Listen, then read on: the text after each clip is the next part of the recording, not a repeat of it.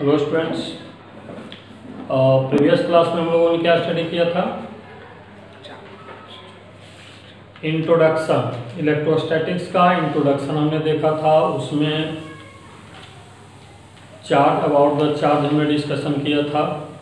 Positive charge क्या होता है, नेगेटिव चार्ज क्या होता है, चार्ज प्रोड्यूस करने का रबिंग तरीका हमने देखा था। रबिंग से equal and opposite charge produce होता है। फिर हमने क्या स्टडी किया था कि कांटेक्ट से जो चार्ज प्रोड्यूस होता है वह सेम नेचर का चार्ज होता है। प्लस के कांटेक्ट से प्लस प्रोड्यूस होता है, माइनस के कांटेक्ट से माइनस प्रोड्यूस होता है। और इलेक्ट्रोस्टैटिक इंडक्शन हमने पढ़ा था। इलेक्ट्रोस्टैटिक इंडक्शन में क्या कहा था कि एक बॉडी अगर चार्ज है और दूसरा बॉडी न्यूट्रल उसके बगल में लाते हैं तो उसके इफेक्ट से जो चार्ज प्रोड्यूस होता है वो अपोजिट नेचर का होता है। यहीं पर लास्ट हमने किया था। यहाँ से आगे हम लोग बढ़ते हैं अबाउट द चार्ज के बाद प्रॉपर्टीज ऑफ चार्ज। नहीं, चार्ज का डिफरेंट प्रॉपर्टीज क्या है उसको हम लोग स्टडी करते हैं।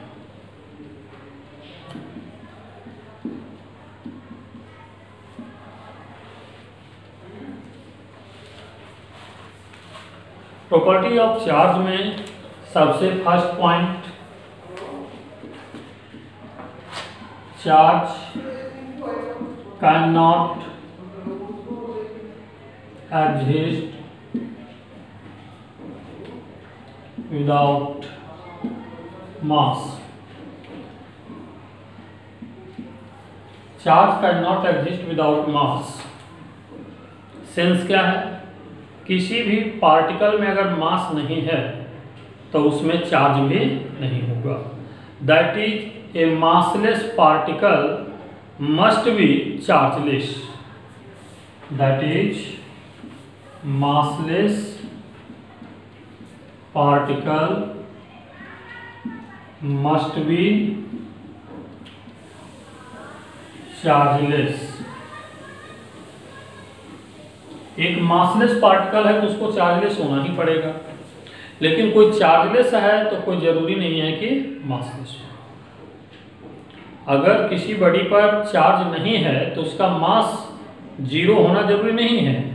आप डेली एग्जाम्पल में जैसे हमने कहा था कि ग्लास रॉड को कैट के फर से जब रब करते हैं तो चार्ज हो जाता है, लेकिन जिस समय ग्लास का रॉड रब नहीं किया गया था तो उसमें तो उस पर कोई चार्ज नहीं था, लेकिन मास तो था ही। इसलिए मास विदाउट चार्ज हो सकता है बट चार्ज विदाउट मास नहीं हो सकता। अब आपके दिमाग में एक बात आ रहा होगा कि आखिर वह कौन सा पार्टिकल है जो मासलेस है और चार्जलेस भी है। जो मासलेस होगा तो चार्जलेस होगा ही, बट मासलेस पार्टिकल का एग्जांपल आप जानते हैं? कोई नाम आप लोगों ने सुन रखा है क्या? फोटोन का नाम आपने सुना है? Photo plus N. एन का मतलब पार्टिकल होता है, फोटो का मतलब लाइट से होता है। तो फोटोन लाइट के पार्टिकल को कहते हैं और photon is a massless particle. Photon क्या होता है? Massless particle and hence chargeless. चूंकि ये मासलेस पार्टिकल है इसलिए चार्जलेस है। तो फर्स्ट प्रॉपर्टी ऑफ चार्ज में हमने स्टडी किया है कि किसी भी चार्ज को एग्जिस्ट करने के लिए मास होना जरूरी है। जहां मास नहीं होगा वहां पर चार्ज एग्जिस्ट नहीं करेगा। Second point, charge is of additive nature. Charge additive nature का होता है। इसका क्या मतलब है? चार्ज एडिटिव नेचर का होता है, इट मीन्स ये कि अगर एक बॉडी पर मान लो कि चार्ज आपने Q1 दिया है, फिर दूसरा चार्ज Q2 दिया है। Q1 इक्वल टू 2 माइक्रोकूलम है और Q2 इक्वल टू -5 माइक्रोकूलम है। माइक्रो का मतलब आपको समझते होंगे, mu for micro. Micro means 10 का पावर -6 होता है। तो अगर ये दोनों चार्ज इस पर आपने दिया है कि एडिटिव नेचर का है तो टोटल चार्ज कितना होगा? Total charge equal to Q1 plus Q2, 2 microcoulomb minus 5 microcoulomb equal to -3 microcoulomb. मतलब जितने भी चार्ज किसी बॉडी पर देते हैं टोटल चार्ज उतने का एडिशन होता है। अगर टोटल चार्ज पॉजिटिव साइन के साथ है तो सबको पॉजिटिव साइन के साथ ऐड करेंगे, नेगेटिव के साथ है नेगेटिव के साथ ऐड करेंगे, पॉजिटिव नेगेटिव दोनों है तो दोनों को अप्रोप्रिएट साइन के साथ ऐड करेंगे। तो ये हो गया charge is of additive nature. Third number, charge on a particle और बॉडी इज क्वांटाइज्ड। यहां क्वांटाइज का मतलब क्या है? चार्ज ऑन ए पार्टिकल और बॉडी इज क्वांटाइज्ड। क्वांटाइज्ड का मतलब होता है integral multiple of charge of 1 electron. किसी बॉडी पर जो चार्ज होता है, क्वांटाइज्ड का मतलब क्या हुआ? क्वांटाइज्ड का मतलब हुआ means charge is integral multiple of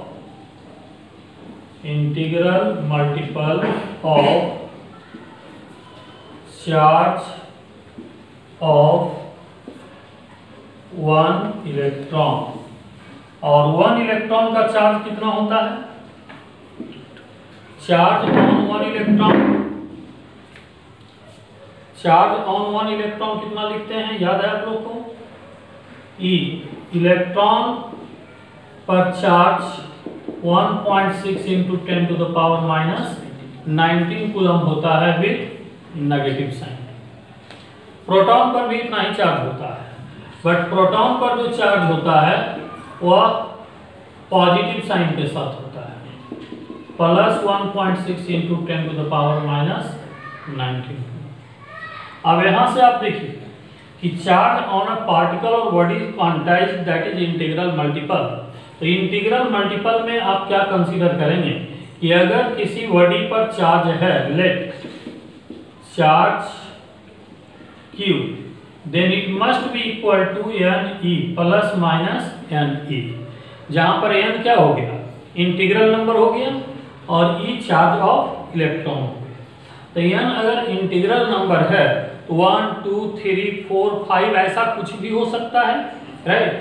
अब इसमें से देखिए, इसका मतलब यह है कि n का वैल्यू 1 ले सकते हैं, 2 ले सकते हैं, 3 ले सकते हैं, 4 ले सकते हैं, बट n का वैल्यू 1.5 नहीं लेंगे, 2.2 नहीं लेंगे, 3.6 नहीं लेंगे।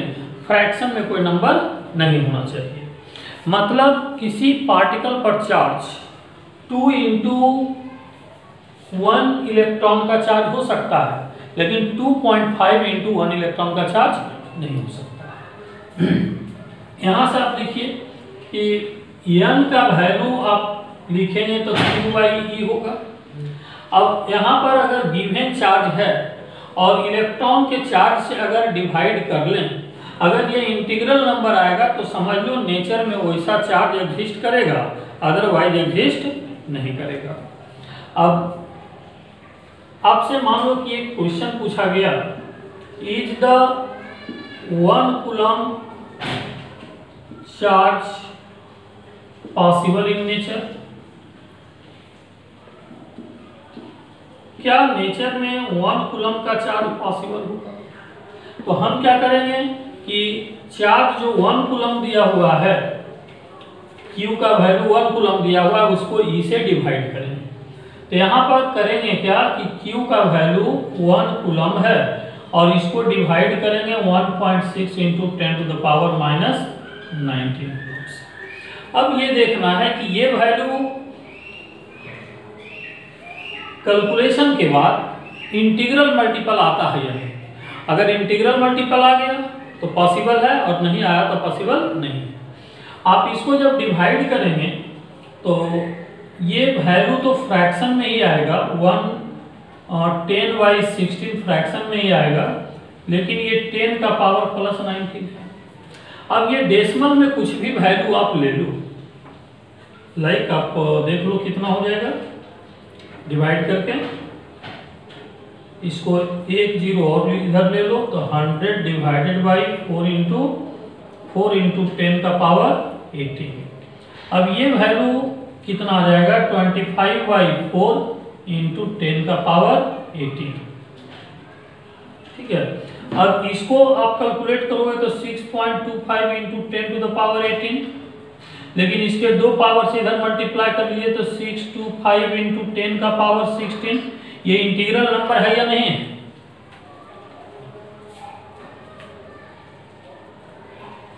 फ्रैक्शन नंबर भी तो नहीं है।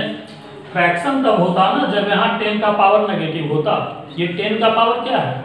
पॉजिटिव है, तो ये 0 0 0 0 0 0 आप करेंगे तो कुछ भी आएगा, इंटीग्रल नंबर आएगा, मतलब 1 कूलम चार्ज पॉसिबल होगा। अगर ये कैलकुलेशन के बाद फ्रैक्शन में आ जाता तो हम क्या कहते हैं 1 कूलम का चार्ज पॉसिबल नहीं है। इस तरीके से न्यूमेरिकल कैलकुलेशन हमें दिया जा सकता है।